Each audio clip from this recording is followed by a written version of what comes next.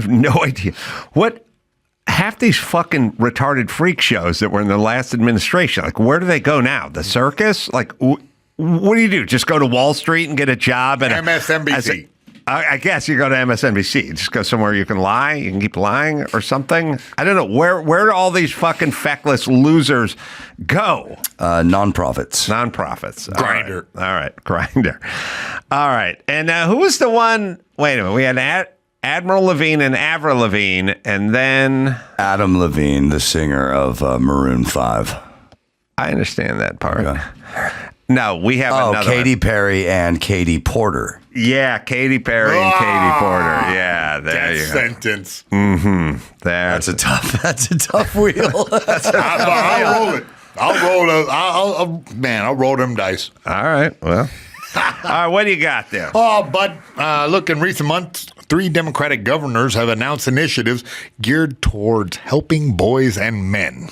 Yeah. Democratic governors, including Wes Moore of Maryland, Connecticut Governor Ned Lamont, and Gretchen Whitmer of Michigan, are increasingly focusing on addressing challenges faced by boys and men, a demographic that has shown a notable shift towards Republican candidates in recent elections. Yeah. Yeah, the trend... it's interesting. Now the Democrats have to pretend to give a shit about young dudes. Well, some of them could even be white.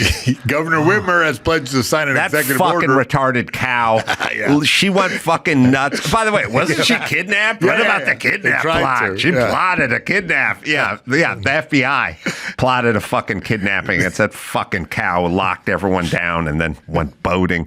She was locking down gardening sections of hardware stores during COVID. Listen, anybody who snapped into action and put their fucking boot on everyone's neck during COVID, fuck right off. Fuck off. It was a dry run.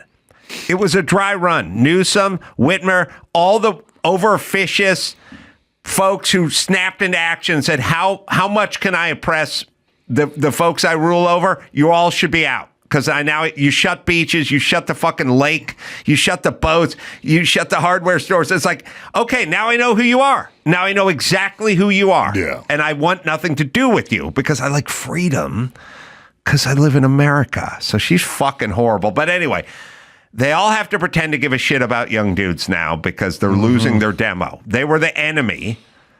Young white dudes were always the enemy, or heterosexual dudes, or whatever, and now they're losing their constituency, so now they have to pretend to give a fuck. She signed an executive order aimed at increasing young men's enrollment in education and skilled training programs. So, they're doing some catch-up right now. Yeah. Okay. Perhaps you shouldn't have waged war on them for the last 15 years, you fucking retards. That would have been nice. We got a clip of Ned Lamont. Toxic masculinity and all you assholes. Your Connecticut governor trying to... By the way, just let me say this. Let me just say this. Please listen to me, everyone. I toured the sites of Altadena and the Palisades and Malibu. There's a whole bunch of people with dicks and balls who are fucking driving excavators and trucks and operating all the heavy equipment. All the fucking people you hate, all the people who didn't go to college, all the guys with the cocks and the balls, all the guys who don't give you their pronouns. That place is being completely rebuilt by just them. Yeah. Nobody who looks like you. Nobody uses pronouns. No he, she's. None of your fucking freak shows. None of your Admiral Levines. Nobody looks like that. It's just a bunch of fucking dudes who go by he and him, bitch. So let's not run them out of society. The reason we shouldn't run those guys out of society is because every once in a while, shit's going to burn. And then you need dudes to rebuild it. You understand? Not you fairies, dudes. Not your fucking pals, real dudes. The dudes you don't like. Every once in a while, shit's going to burn down, and you need someone to come in there and clean up the mess and then rebuild it, or war's going to break out, or a fucking bridge needs to be rebuilt, and guess who we need? Dudes. Yeah. Not your fucking LGBT community buddies. Dudes. Not your fucking Black Lives Matter fat bitches. Dudes. You understand? So stop fucking waging a war on dudes because every once in a while you may need one. Absolutely. Because every once in a while you may need to get shit done. Oh, God damn. We didn't have mail. What's right? I didn't see any chicks. I didn't see anyone who looked like Admiral Levine. I just saw dudes. That's all I saw. Working all the fucking equipment, doing all the heavy lifting, and doing all the fucking work. Sorry. We got a clip about this. It's a clip. All right. I got a DEI initiative, which maybe folks on both sides of the aisle might appreciate. I want to do outreach to get more men into teaching. Dude. Look, what do you say, Doug? More men into teaching. Look, statistically, it's the boys who are the most likely to be disconnected youth. And a few more male mentors in the classroom and in the playing field as a coach just might help. What say you, Education Committee? All right. Well, yeah. I mean, just saying what we already know. Yeah, everything in the stupid Gillette toxic masculinity commercial. Oh God, when the corporations jump on board too, it's always I don't know. This is an old story for me. I'm just telling everyone to fuck off for a minute. We need shop class. We need dudes. I'm not going to fucking apologize for knowing how to build shit, and you need people who know how to build shit, not your fucking process people who sit around and have all your theories about everything. You need fucking people to work every once in a while. Those are dudes. So do not declare war on guys just because they didn't go to college and they don't talk the right way. Yeah. Thank you. Totally. Moving on, Sotheby's to auction the original E.T. model used in Spielberg's 1982 sci-fi classic. Oh. Check it out. There's got to be. be. Behold. You know, none of this existed back in the day. Memorabilia. Yeah. They didn't care. Really? Not even the 70s, like nobody wanted some fit, like a Ronald Reagan original? You know what I mean? You could do, look, you had Dorothy's ruby slippers. Baseball cards? They had baseball cards, yeah, but this kind of stuff, I guarantee when this movie ended, everyone just walked off the set and they left, fiberglass ET sitting in the corner, and then some teamster picked it up and said, "What do you want with this?" And someone said, "I don't know, put it over there." And I swear to God, there's always a story where at some point, some point we went, "Somebody give me $75 for this thing," and everyone's like, I'm good. and they left, and now it's going to be $1 million. Yeah, it's going to be. It's one of 3 made for the movie. It's expected to fetch between $600,000 and $900,000, which probably means more than $1 million. I think it's right? This shit. First off, nerds are the rich ones now. Oh, yeah. It used to be dudes were rich. Now nerds are rich. Nerds, the techie bros. Mm-hmm. I mean, those guys, and they're all fucking nerds, and they want all this shit. They love all this stuff, the anything Star Warsy or anything, any Darth Vader's helmet or whatever. I mean, that shit to those guys. You got more money. This auction it's at is called These Are Such Things 20th Century Horror, Science Fiction, and Fantasy on Screen. When's it going off? It is on March 21st and concludes on April the 3rd. Oh, it's an online thing. It is. And so it started already. Exactly. And the other iconic films, Wizard of Oz, Total Recall, Blade Runner, Labyrinth, and Jurassic Park. They're featuring all items from costumes, props, and posters. There's really nothing we won't buy, right? Like we'll do porn star panties. Yep. We'll do chicks who fart in a mason jar. We'll do E.T. I want the third tit from Total Recall. They'll do the third tit. They'll do the Batmobile. Like there's just nothing. There's nothing we won't buy. No. Right? I want one of those Ford Explorers from Jurassic Park. Oh. Yeah. Just roll that up to the studio. A few of those. Yeah. Yeah, they, I don't know. Is the bidding, Dawson, you're going to have to check. Is the bidding started already? Is it like online? Is it up to a certain number now? And also, you got to understand, yeah, you're right. They don't make one, they make three. You know, they make the hero one and then the one for this. And there's like the one that gets blown up. You know, like they have backups of everything. Now, does this thing move or do anything? Yeah, I don't believe it's animatronic. It didn't say in the article but it's just a model, I guess. Oh, okay. Stand in. It just exactly what you see. That's what it is. So he's just like looks kind of forlorn or confused. Maybe. You know, it's funny. All the guys that do all the stuff, like there's the gun collectors, then there's the watch collectors, then there's the E.T. Star Wars nerds collectors, then there's the car collectors, then there's the sneakerheads, and they all make fun of each other. You're right. The fucking gun guys are like, I like to shoot those fucking sneaker pussies. What the fuck? Look at those guys. They got a fucking closet full of fucking Air Jordans they're never going to wear. They all make fun of each other, except they're all the same dude. You're right. They're all the same guy. You get watches, he gets sneakers, you get ET. But the car guys, we're the real dudes. Car guys are real. Does it say, Dawson? Is it up to Opening something? bid will be $500,000. Oh, okay. Oh, it's the opening bid. All right. All right. A city employee accused of planting a noose at her own desk is getting charged with staging a hate crime. Can I say this? Where we just forget about all the fake bullshit where people, somebody wrote something on some black kid's dorm room door or something. Where are we just in the noose department? Yeah. Hasn't every noose-related story been bullshit? Yes.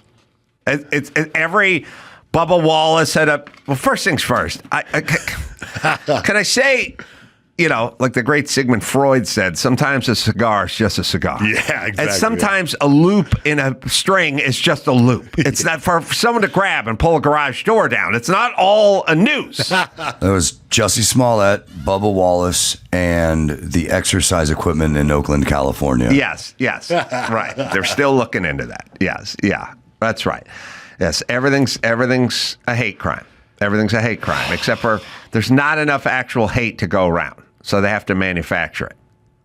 Okay. So, yeah, police determined that Brown's DNA matched DNA found on the noose, so she tied the noose herself and placed it on her desk.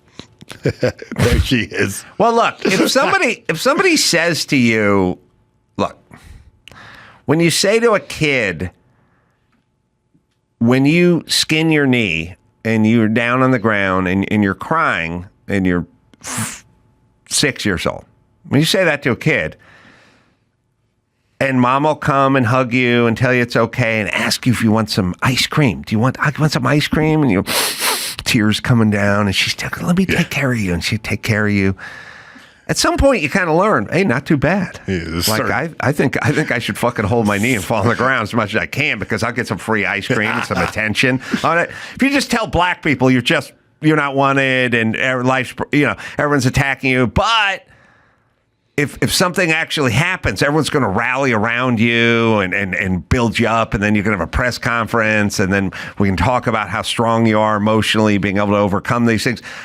Well, yeah, a lot of these fucking idiots are going to do it. Why wouldn't you do it? We're beckoning them to do it. We're setting the table for them to do it. And so, of course, they're doing it. Why wouldn't they do it? You know what step one should be in all these investigations? The person reporting the noose crime, just check their Google history and see if it says somewhere, how do you tie a noose? Yeah. That's right. I don't know how to do. If I had to tie, I don't know. I don't think anybody does. You got to look that shit up on YouTube. I'm from the South. I'll show you. Okay. I couldn't even do a Windsor. No, I mean, Overhand knot. Yeah.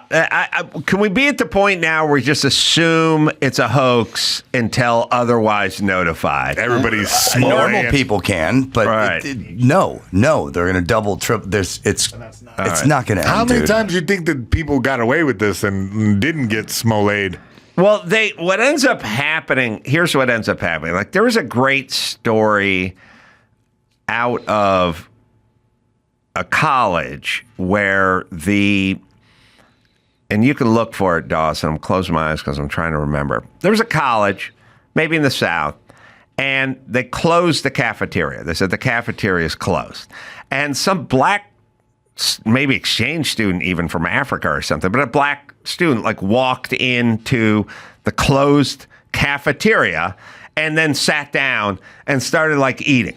And then the white custodian or the cafeteria worker guy like came around and went, hey, you can't be in here. We're closed. So you got to see yourself out. And then she saw herself out and then she cried racism. And then the first thing that's insane is they immediately snap into action. They go, all right, well, we got to fire the custodian. The security guy pulled her out of the cafeteria that was closed.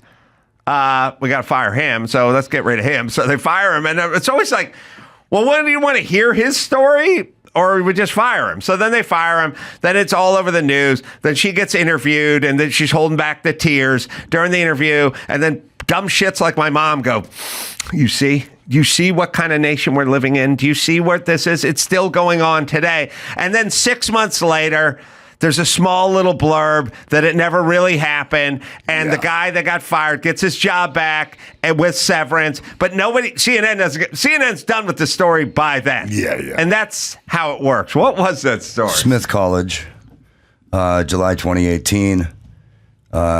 She was sitting in an area of the cafeteria that was closed. A cafeteria worker in his 60s with poor vision noticed a figure in the distance eating in a closed-off area of the dorm. The janitor. By the way, they're getting janitors fired. Yeah, they fired him. I'm trying to figure out what happened. They fired the guy who came around and went, hey, person. It's closed. It's closed. A person of any color, it's closed, but who happens to be black and has a grievance. And now... And who knows if this bitch is brainwashed or whatever it is. There's tape of her, Dawson, like doing an interview and crying. Yeah, that's the other part I like, too. It's like, I wish I was that good an actress where I got to go fucking sit in some closed off area, eat a ham sandwich, and then, God save you if you try to ask me to leave, because I'll shut this fucking college down, man. Video from the New York Post is unavailable for this one. But yeah, she said, all I did was be black. That's and sit in a restricted area. Yeah. What's up? While being black in 2008. And by the way, on a college campus in 2018, do you really? Half the people are gay, the other half are black, and there's like 2% Asian. Is it really? Who is this? You think it's a Klan college? Ooh, write that down. There's a Klan college. It's Smith College. Smith College, the exotically named. Yeah. And then, I believe isn't that a women's college? I think it is. At some point, by the way, they fire the janitors, probably just some Mexican dude who makes $40,000 a year. Now they get rid of him immediately. No fucking due process. And then at some point, they have to like reinstate him, and they end up getting sued, because I would sue too if I was the janitor who got up and told the chick the cafeteria was closed. Doing your job. Yes. Yeah. Mm-hmm. Yeah. Did she have a good name, Dawson? I can't remember if she had a good name or not. But anyway, those are the times. Well, this lady in Allentown is what? Umu Kanutue. Umu Kanutue. Umu Kanute. Oh, I knew she had a good name. Well, this girl with the noose is a Latarsha Brown. Latarsha. Oh, come on. That's too close to retarda. Mm-hmm. All right. Oh, we got the vid of her. Oh, here we go. This person comes here, maybe from another country, eats in the wrong place, and has some probably Hispanic guy tell her to leave because it's a restricted. I don't know. Don't you feel like your whole? Don't you feel like your half of your adult life you've gone places and people go, oh, I'm sorry, this exhibit's closed, or this thing's closed, or you got to come back tomorrow. We don't open till 5. Like, how many times, Doss, you've been to a fucking hotel or a party or something, a wedding or something, you walk up to the bar and you go, give me a Bud Light, and they go, we're not another 5 minutes. We got another. I've done it where it's like, what time is it? Well, we open at 5. What time is it? 4:58 and 41 seconds. I'm like, how about you start getting the Bud Light? We don't start serving. Give me a scenario where that Bud Light hits my hand at 4:59 and 21 seconds where you get fired in this empty bar, in this empty lobby of this empty hotel. Is there a part? And the person will stand there. 2:40. Okay, you got 32 and a half seconds. Right? Okay. You could just pour the beer. Okay. All right. I don't get to cry discrimination. All right. This is the person that went and sat in the cafeteria where she wasn't supposed to be in the cafeteria and then was just asked to leave. She wasn't pepper sprayed. They didn't let a police dog go on her, but here she is. Sorry. And that's just not fair. This shouldn't happen to anyone at all. Amu Kanute is a rising sophomore at Smith College and works here this summer teaching chemistry to high schoolers for Smith's STEM program. She was reading in the dining hall of the Tyler House dorm here Tuesday. Next thing you know, I see the cop walk in with a Smith employee whom I've never seen before. And the man asked me, we were wondering why you're here. She says police told her an employee had called about a suspicious black man. She recorded video with her phone. We were wondering why you were here. Oh, I was eating lunch. I'm working the summer program.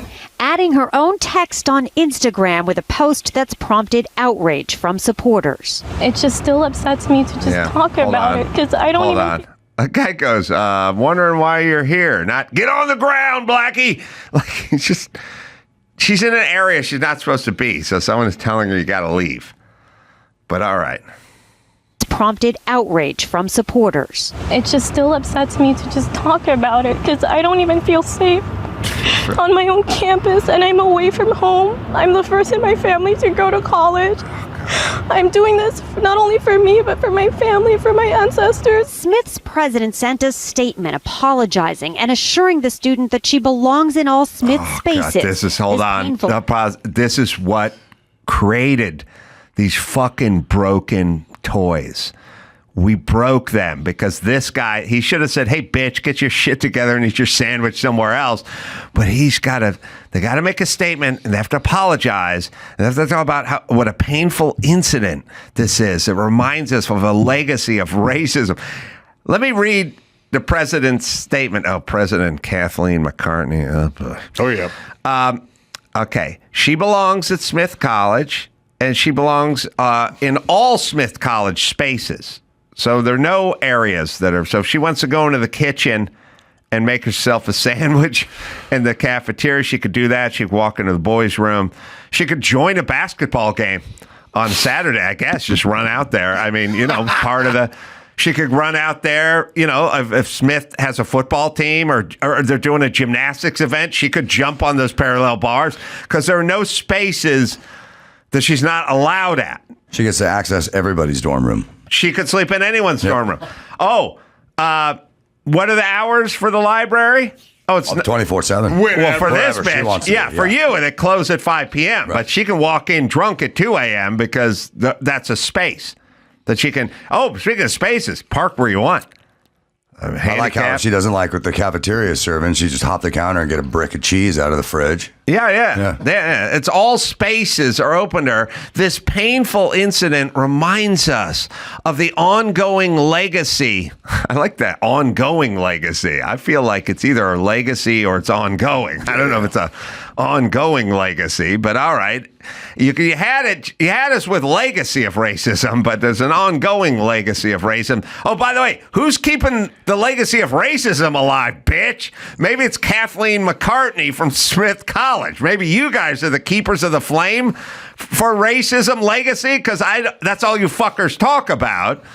But there's an ongoing legacy of racism and the bias in which people of color are targeted while simply going about their business of their daily lives. So you just walk around Smith College and you're being targeted. Now bring it on home. Here's the good part. Building an inclusive, diverse, and sustainable community is urgent and ongoing work. And if somebody said to me, why did Kamala Harris lose the election? I'd go, read this statement.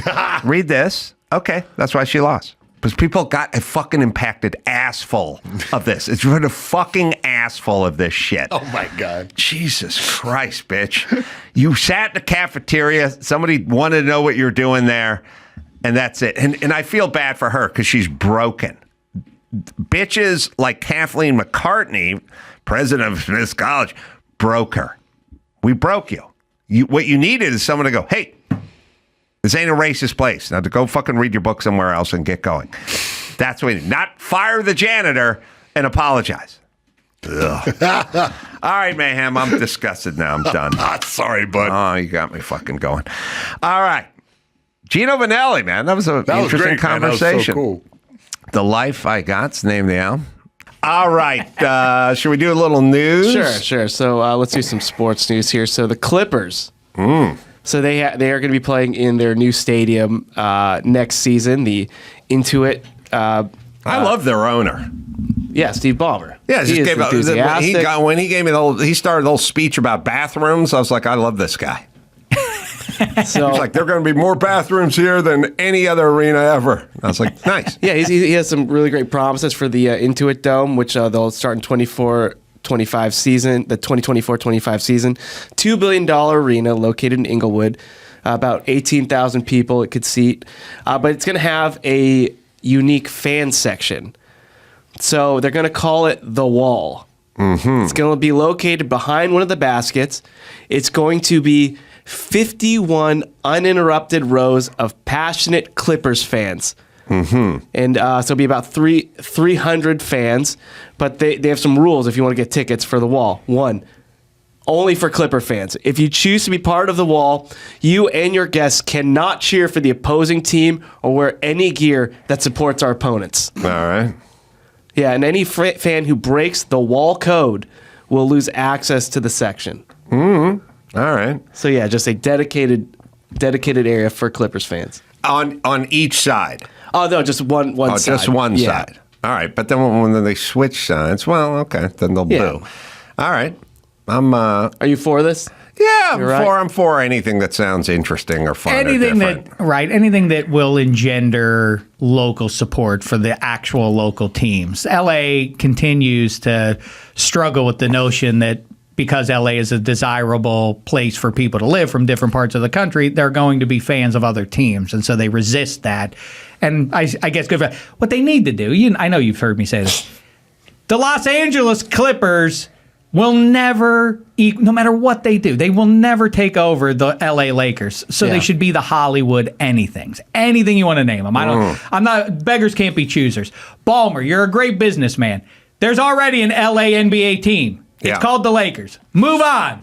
Become the Hollywood Knights, the Hollywood Stars, the Hollywood Rhinos. I don't care what it is. Forge a new identity. This is super weird to want to be like, hey, we're going to keep fighting back. The good fight. You're never going to win. Stop doing it. Yeah. There's a movie called The Hollywood Knights. Yeah. Yeah. Why not? There's precedent. Yeah. Mm-hmm. So there also last week there was some pretty notable press conferences that happened. Let's start off with Bucks coach Todd Bowles. All right. So he was asked, I know this game already happened for those listening, but he was asked how his team was going to prep for their upcoming game against the Lions as we record this, and this is what happened. Coach, looking forward towards Detroit. The weather has been a factor in some of the playoff games, even for the most prepared teams. Today, it's 13 in Detroit, which doesn't compare to some of the temperatures we tend to go to. Any special plans to acclimate the team to not only endure, but perform in those kind of frigid temperatures should you face them in Detroit? You do know we play indoors, right? And they got a dome. No, nothing planned. We're indoors, and we only have to be outside for 20 seconds getting off the bus, going under the thing, so we'll be okay. I love very nicely. It always reminds me of, Byron, you got to find when the senator, or the congressman was asking the admiral from the Navy whether he thought Guam was going to capsize. That's always the greatest. To me, it's the answer part. Or like, you put too many troops on that island, it may turn over, right? And he's like, we don't anticipate that. Yeah. Well, I like to go they both gave the same kind of magnanimous answer. What the fuck was she thinking as a sports reporter? I love it. There was also, I don't know if you saw the Packers reporter outside of Lambeau Field, and Jair Alexander, their star cornerback, ran up on camera while she's doing a live hit, and he's like, "Let's go Packers," or something like that. She's like, "Look, a local fan is very excited." It's like, I don't know how you come back from that. And yeah, I like to go to Super Bowls, and I like to ask the players and coaches if it's a must-win game. The key difference is I'm joking around. That's she right. She was serious. That was a serious question, for goodness sakes. We have the clip. Who's in the clip? He's currently a senator, isn't he? Who is that? Robert Willard? No, that's the admiral. Hank Johnson. Hank Johnson. Still in there. Okay. Hank Johnson's from where? Who represents? We'll find out who he represents. Anyway, here's a real question to the admiral. Yeah, my fear is that the whole island will become so overly populated that it will tip over and capsize. We don't anticipate that. The Guam population, I think, currently about 100. He's from Georgia, Hank Johnson. Still in there, but those are the people who represent us. Thinks Guam is going to tip over. I just have a lot of respect for those when they answer the question. It's very respectful. I could never. Georgia across the aisle from Marge Green. What that's some group that they have that they're sending to D.C. Some range. Both sides of the aisle. Some range. Excellent. That guy was serious. Hank Johnson was seemed to really be asking that seriously. Tip the island over? I say to everyone all the time, whether it's like Hank Johnson or whether it's the reporter or whether it's the crazy Los Angeles City Councilwoman who was blaming Toyota for making the catalytic converters too easy to steal. Too easy. The thing that's welded underneath the car is too easy to steal. Everybody, run your cockamamie thoughts up someone else's flagpole before you go into this thing. You know what I mean? Like, listen, I got a doozy. For the coach. I'm going to ask him about the weather conditions. And then you jump in and go, they're playing in a dome. So ask another question. I'm going to talk about Guam. Caps, do not do that. You're going to have to get a CAT scan if you do that. Work it out at an I'm going to blame Toyota. I'm blaming Toyota for the steaming. Bad angle. Don't say anything. People will know you're Nimrod. Like, you have people who work underneath you. You could float around them like, hey, I'm going to ask this guy, what do you think about that question? Before you go and ask. Right. Do I ask anybody near me, like, hey, I'm about to do this? Does that seem remotely amusing to you? Like if they're like, I don't get it, which is the answer I always get. Right. Which is my sad cross. Yeah, we don't know what Frisian glass is for the 33rd time, Shek, but okay. Yeah, like it never occurs to you to I better double check before I ask something so foolish as this. Or, see, in their mind, it's not foolish, but go ahead and check anyway because you have a rich history of foolish ideas. That's what I'm saying. Oh, here's something foolish for you from somebody who's very successful, but this was a weird move, I thought, from somebody who seems to have some sense. You like updates on our fantasy football league. Of course. Well, Bill Simmons was the front runner for most of the season. The Cool Cat, spelled with 2 Ks, helmed as always by Dave Damashek. Unsurprisingly, made a hard charge, nearly caught him at the wire. Nevertheless, it was me or Simmons. It was pretty clear would probably win the whole thing when the playoffs got going. And Simmons decided in a group email to announce to other owners, as you may recall, the champion gets to kick out somebody of his choosing at the draft the following year. Simmons announces, hey, to whoever, you better be nicer to me because, I could still change my mind, but as it is, Dave Damashek is definitely getting kicked out. Announces before the playoffs who he's kicking out. That's a bad idea in a kick-out lead. Sure enough, he got eliminated by Kevin Hench, who then turned around and eliminated Damashek. So now my head's on the chopping block. But bad move, right? To announce your intent when the other guy who you announce may win, and then I have no choice but to say, well, I have dignity. I have to kick you out now. Yeah, I don't think it's weird move. It's a strange strategy, but you gotta admire his hubris. Especially since he is the Cleveland Browns of the league. He's never won anything. I'm the Pittsburgh Steelers. He's the I win all the guy. time. I win all the time. He never wins. Who are you to talk stuff? What are you talking? What are you doing? Making noise. You've never won before. This is the magic year, and you're calling your shot in advance. Weird. All right, we got another. What do we got? Another clip? I mean, we have a. Do you want to do the Patriots coach or Sean Strickland? Let's do Strickland because he's a fan favorite. So Sean Strickland, he had a fight last weekend.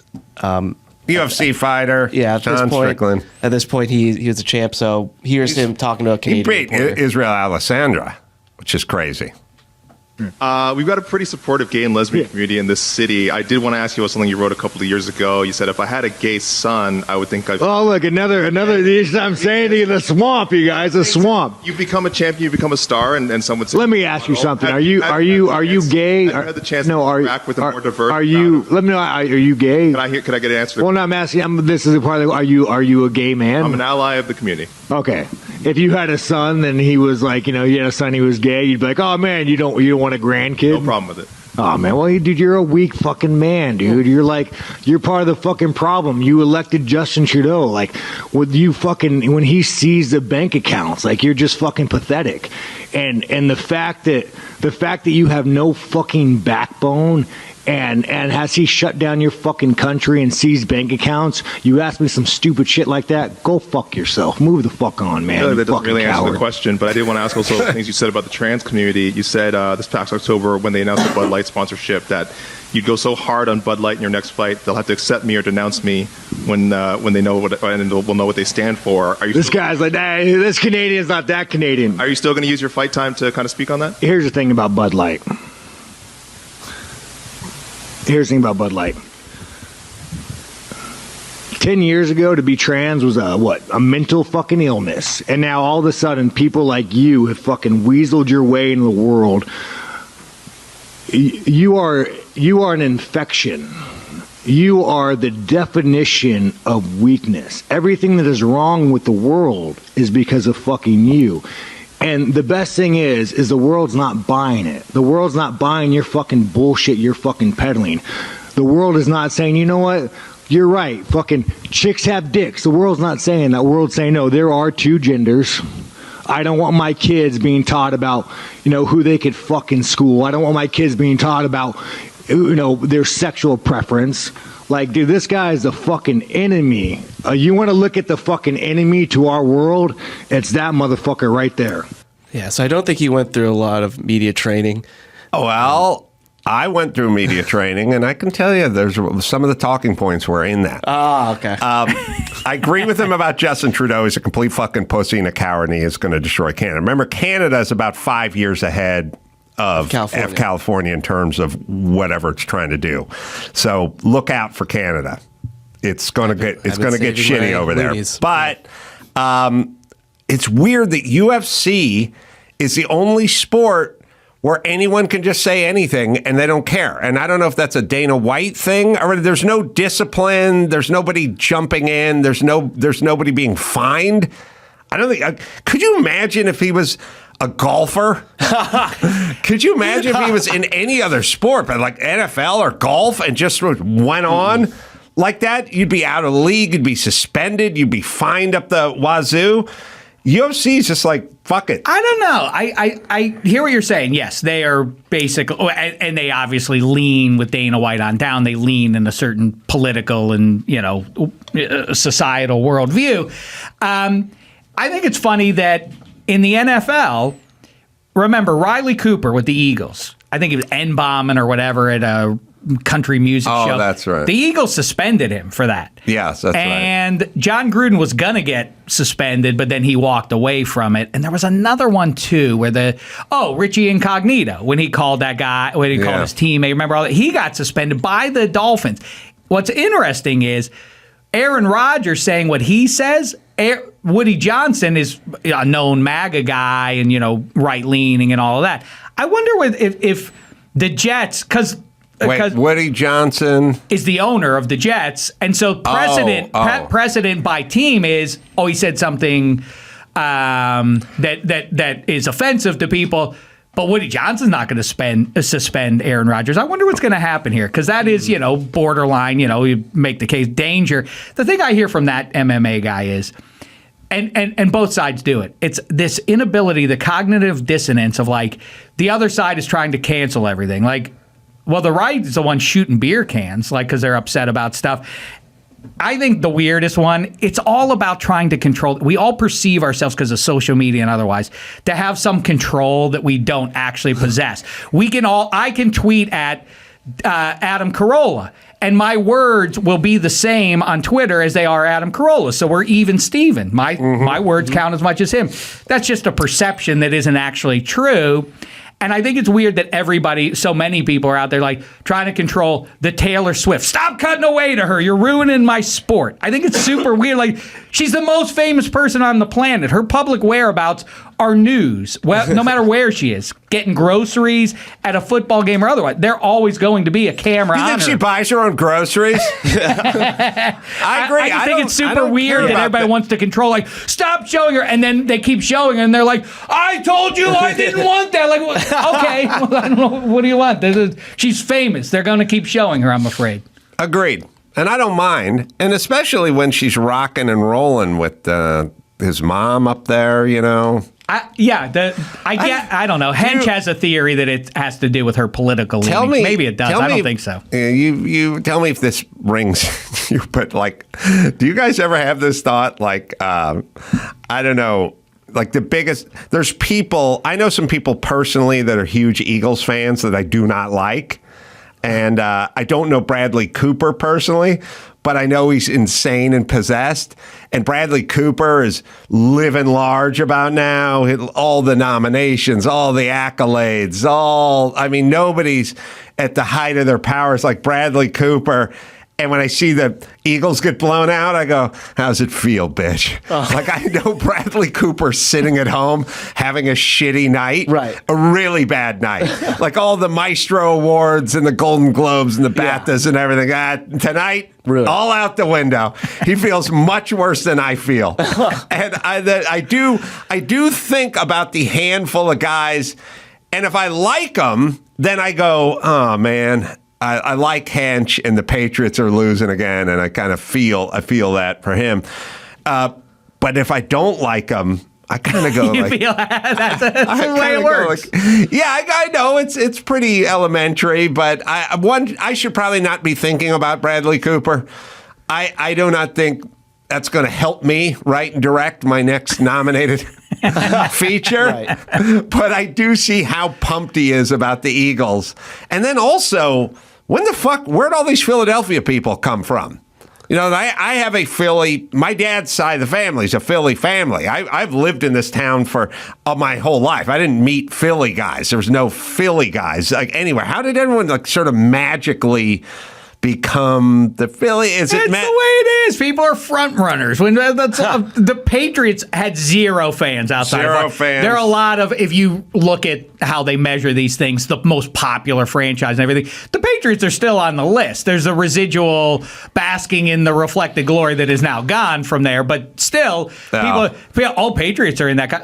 It's always the teams that are good. It says everything about the human condition or about society that a percentage of people are always going to try to attach themselves on who's doing well. And witness the Cowboys, the Steelers, the Raiders, and the Packers. Those are your most popular teams in the country. Bulls fans we had to deal with in the 90s. Oh, you don't hear much about the Bulls so much anymore, do you now? That's exactly right. When their teams are good, a lot of people latch onto them and claim, oh yeah, I'm with them. All time. Living and dying with this team. I have a question for you philosophically, Shaq.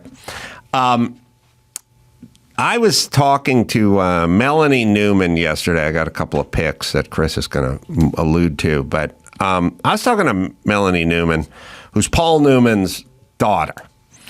And she was explaining that she lives in Connecticut and the family. Did I say Melanie? Sorry, Melissa. So, they have, I think he said a daughter named Mel, too, or something. Anyway, let's not digress. I was talking to Melissa Newman. And you can leave it on the screen, by the way, Byron. That's my new policy. He popped up, Melissa, and then popped it off. Because I could have another brain fart and go Melanie again. But Melissa Newman. And impossible, says Dawson. And can't be done. That's his job. So here's the deal. She's in Connecticut, and the home track was Lime Rock, and Paul would go and win a race there. And there's a picture of one of my cars a two-seater, a TR6, a Triumph TR6, a little sports car, a two-seat sports car, which in racing form doesn't even have a passenger seat, just as the one seat for weight issues. And when Paul won the race and won the D production championship, 7 people got into a two-seater sports car. I mean, you think about a little 70s British sports car. Yeah. 7 people got in and they went for a victory lap. So maybe we got a picture of that. Yeah. All right, we'll put that up. And then I'll pose. No. Okay. Yeah. All right. Chris, it's good to be on this side of the aisle, isn't it? See how see how it works now, right? Yes. Remember the two-seater convertible part of the description. That's the other one. That is, and like you just said, that is your car now, all right? That's right down the street in the. Or anyway, do we not? Does that picture not exist? We put up yesterday. Yeah, we should have it. It was just up for a second. No, there's a wrong picture. Oh. Can somebody put the picture one with the up? Where she's holding the flag? Well, there's only 2 pictures, right? Okay. That took way too long. All right. It is 7 people inside of a two-seater, and including Melissa Newman, the daughter. Now, I don't know what could be more thrilling than your dad winning a race and you all piling in for a victory lap where you all just sat in there like homecoming queens. She's holding the flag, the checkered flag, and her dad, the great Paul Newman. Looks like her mother, too. You can see that. Yeah. Is going to take a nice, slow lap around.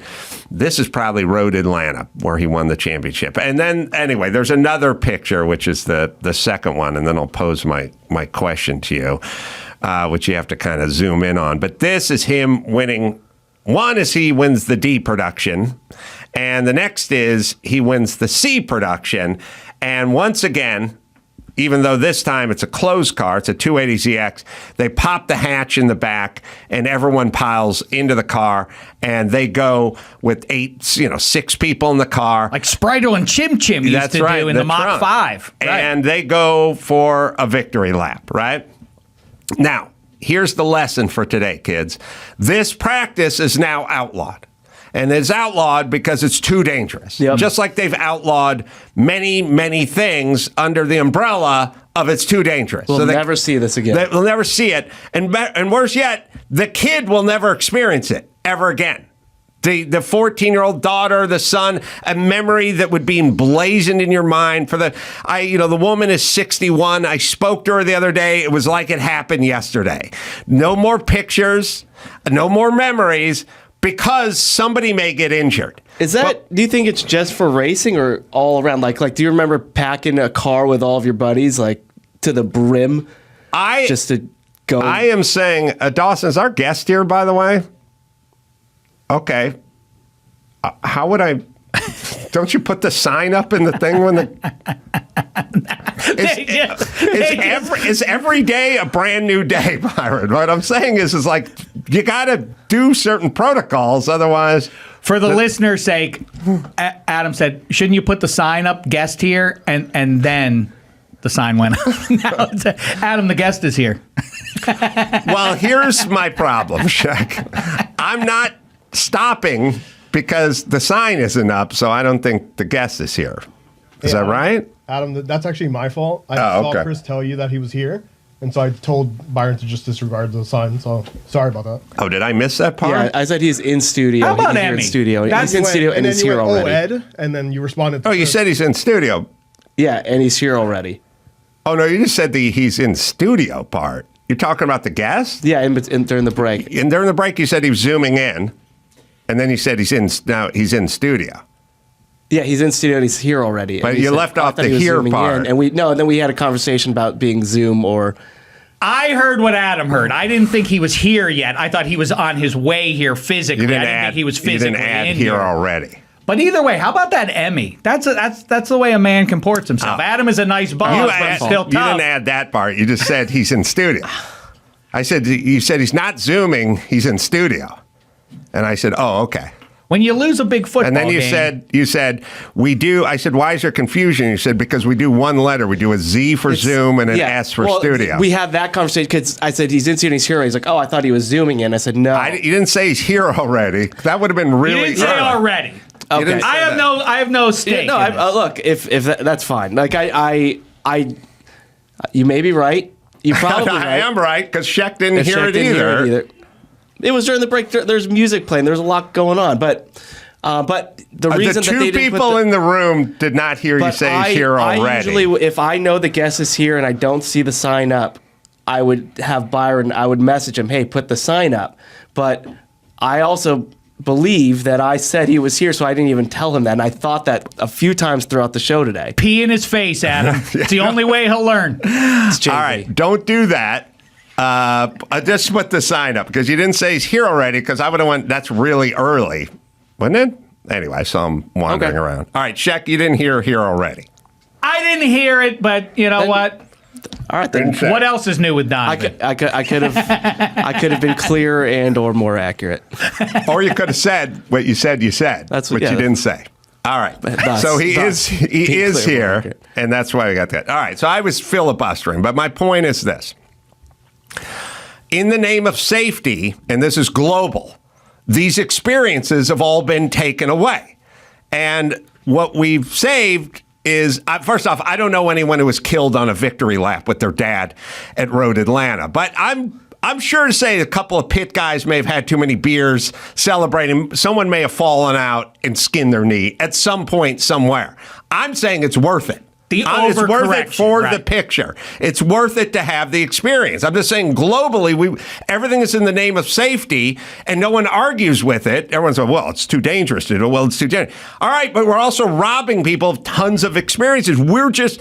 California just tried to shut down Pee Wee football for people under 12 because it's too dangerous. Yes, but you're also robbing people of important experiences.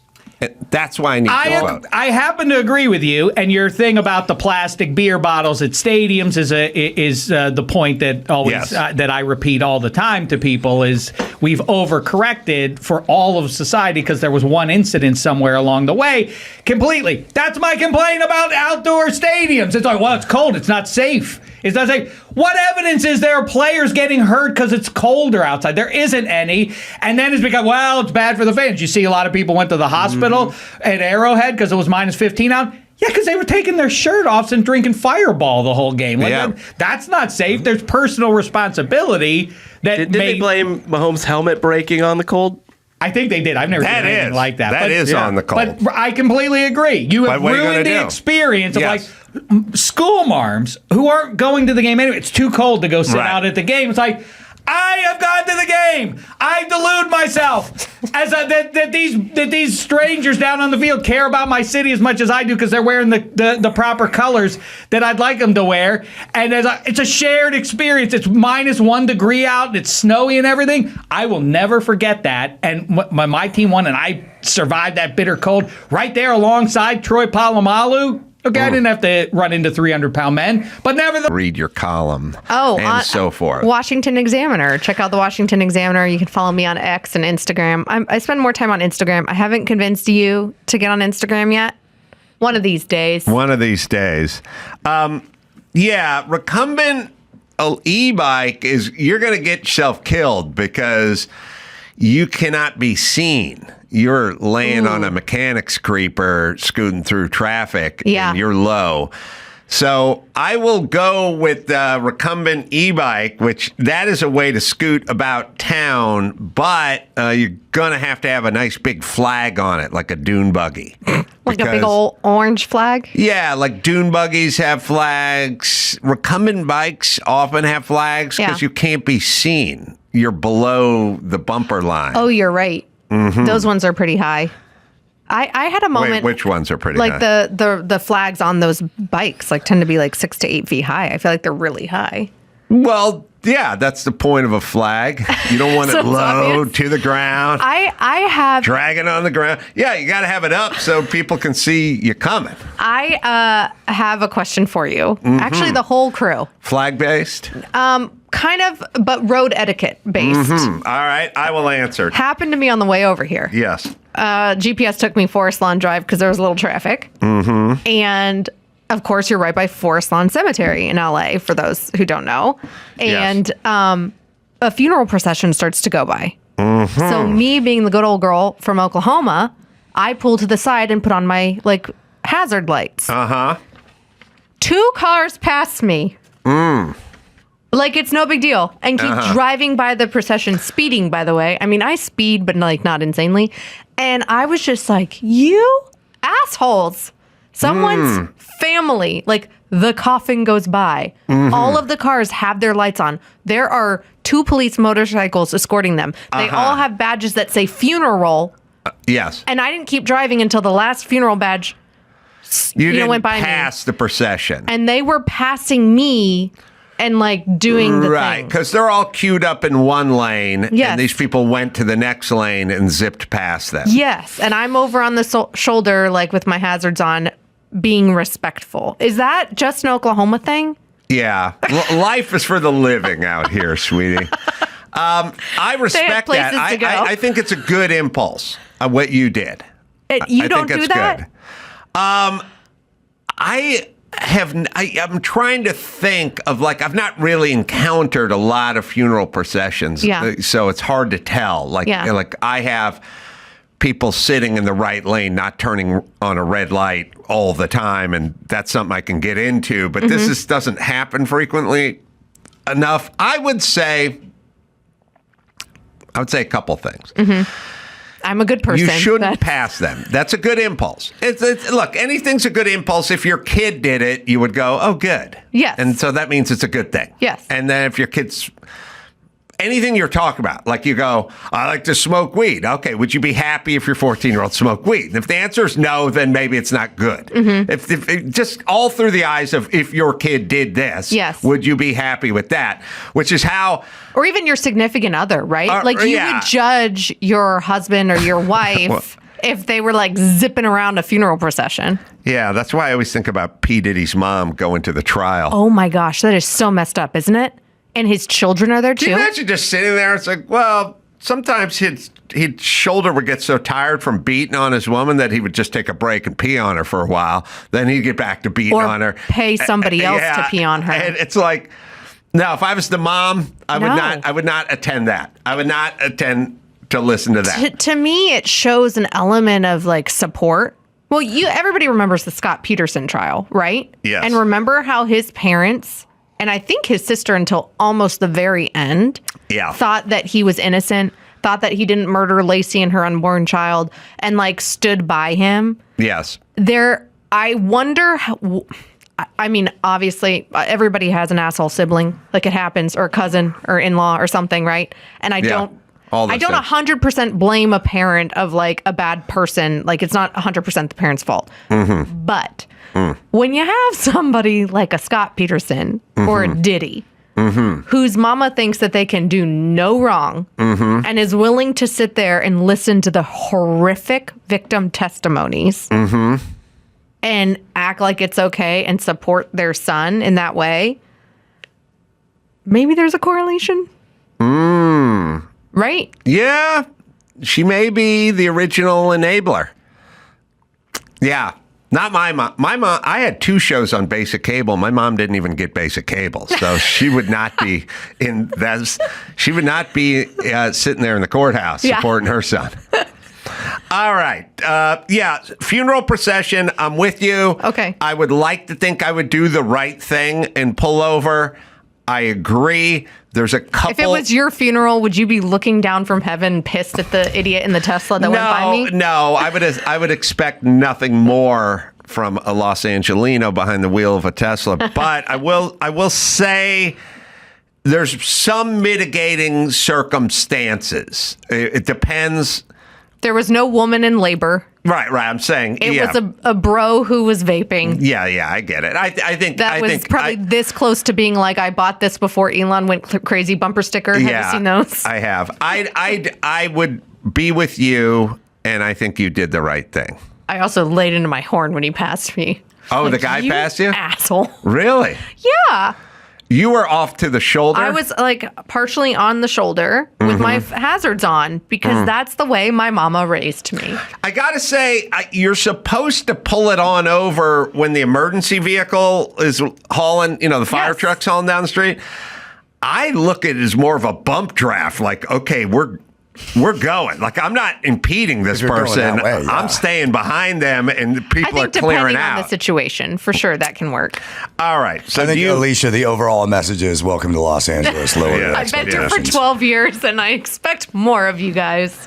I wanted to tell Brad Meltzer, because his whole thing was on his commencement speech, and I'd just gotten to so many discussions with Brad about so many things, I didn't have a chance to bring up the Scott Pele and the Tim Walz commencement speech. But Brad's commencement speech was inspirational, and now they're becoming funeral dirges. Like, they're full bummers now. And I'm like, you're supposed to motivate these young people to come out into society, not make them want to eat a bullet before they get out to the parking lot. And I hate, you know what? I'll tell you why I don't like